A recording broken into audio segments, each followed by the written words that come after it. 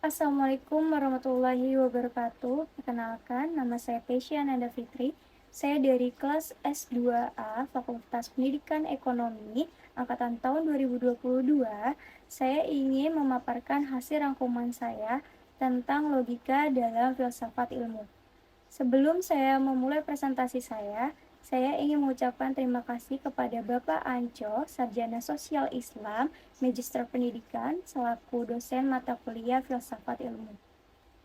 Logika dalam filsafat ilmu. Apa itu logika dalam filsafat ilmu? Ada dua pandangan mengenai pengertian logika dalam filsafat ilmu.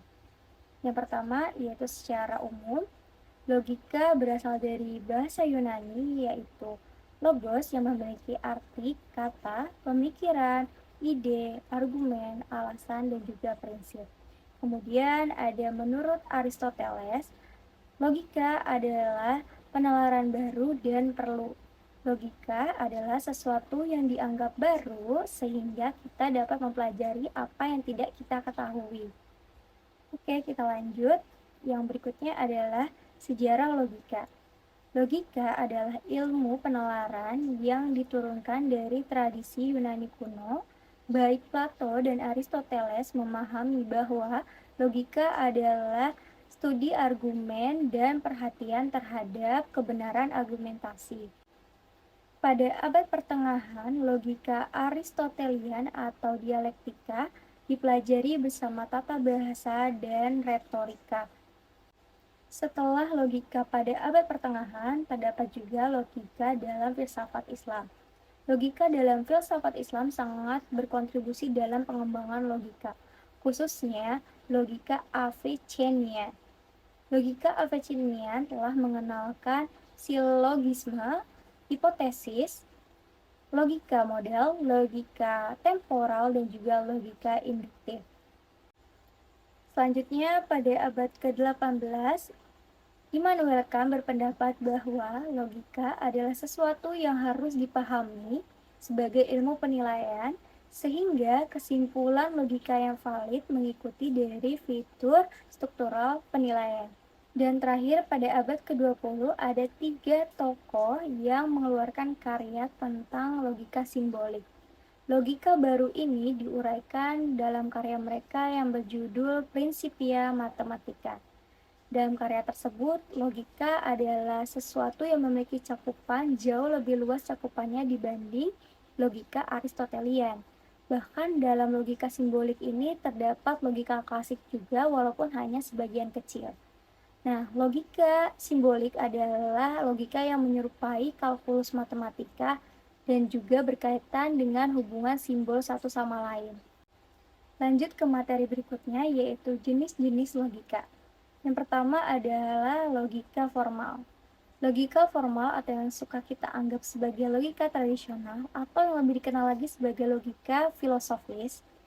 Logika formal juga disebut sebagai kalkulus logis, digunakan untuk menurunkan satu ekspresi atau kesimpulan dari satu atau lebih ekspresi lainnya yang disebut sebagai premis.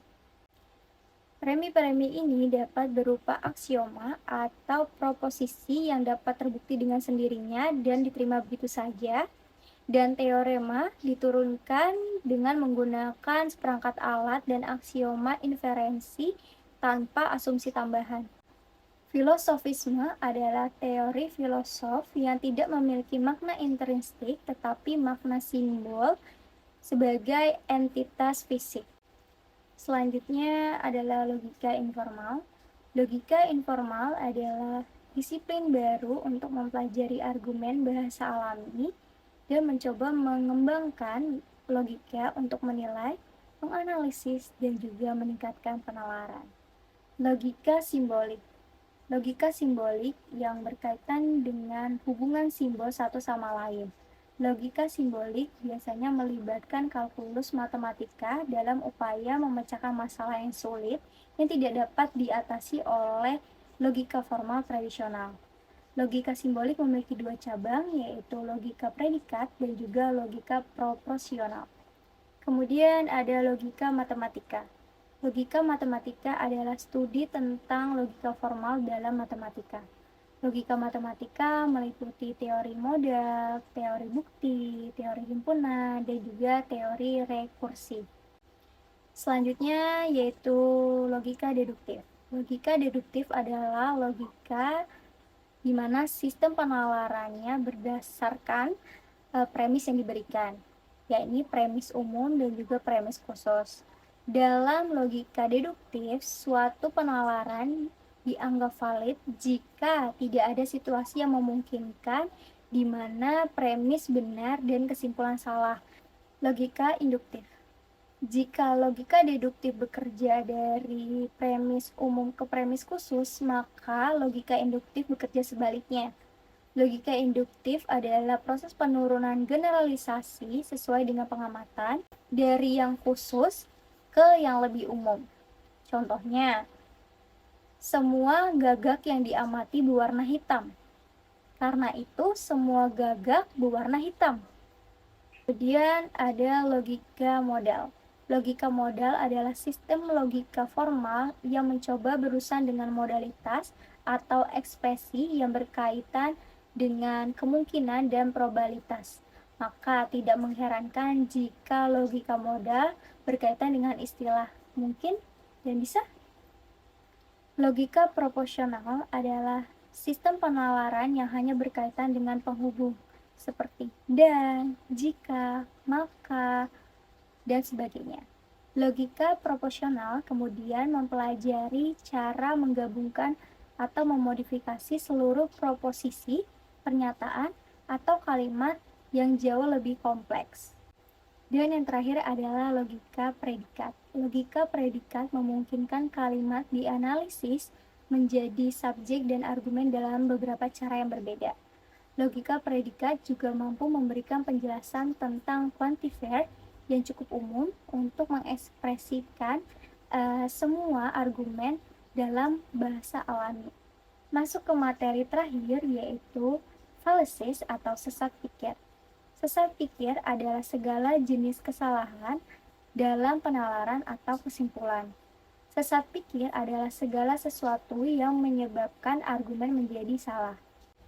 Terdapat dua kategori utama dalam sesat pikir, yaitu ambiguitas dan kontekstual.